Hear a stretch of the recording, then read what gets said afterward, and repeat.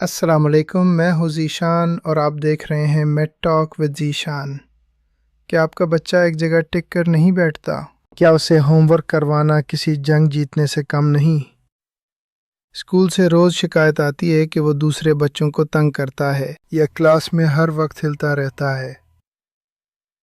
اکثر ہم ایسے بچوں کو بہت زیادہ شرارتی کہہ کر مار پیٹ کرتے ہیں، لیکن ہو سکتا ہے کہ اسے ADHD ہو۔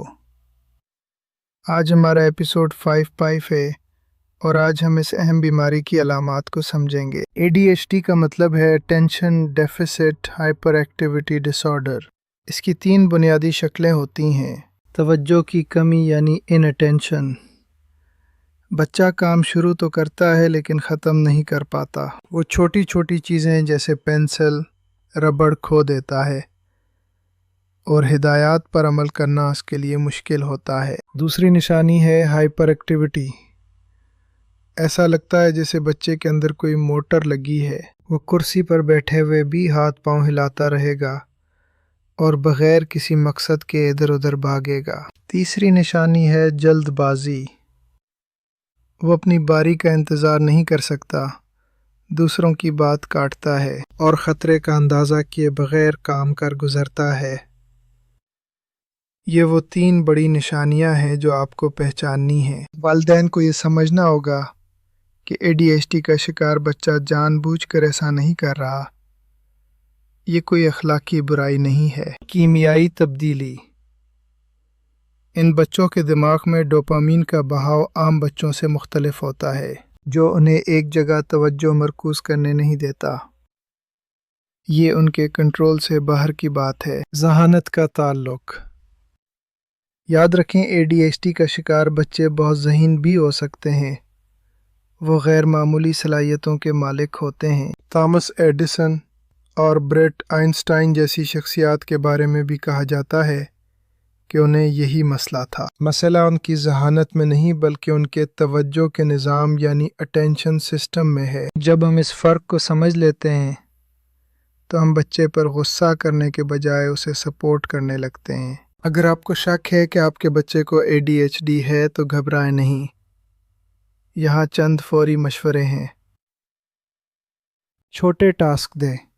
اسے ایک ساتھ لمبی چوڑی ہدایات نہ دیں، بلکہ کام کو چھوٹے حصوں میں تقسیم کریں۔ تعریف کریں۔ جب وہ 5 منٹ بھی سکون سے بیٹھ کر کام کرے تو اسے انعام دیں یا اس کی تعریف کریں۔ ماہر سے رجوع۔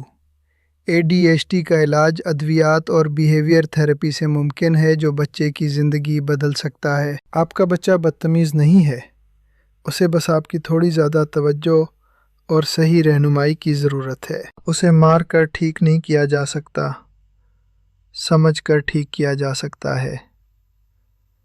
محبت ہر مرض کی دوا ہے۔ کامنٹس میں بتائیے کیا آپ کے بچے میں بھی ایسی علامات موجود ہیں؟ ہم آپ کے جوابات کا انتظار کریں گے۔ اگلی قسط میں ہم ایٹزم کیا ہے پر بات کریں گے۔ میں ہوں ذیشان۔ اللہ حافظ۔ ADHD والے بچوں کے لیے رنگین اور دلچسپ تعلیمی سرگرمیاں بہت اہم ہوتی ہیں جو ان کی توجہ کھینچ سکیں۔ ایک باقاعدہ روٹین ان بچوں کے لیے بہت مددگار ثابت ہوتی ہے کیونکہ وہ غیر متوقع تبدیلیوں سے پریشان ہو جاتے ہیں۔ ڈوپامین دماغ کا وہ کیمیکل ہے جو ہمیں انعام کا احساس دلاتا ہے۔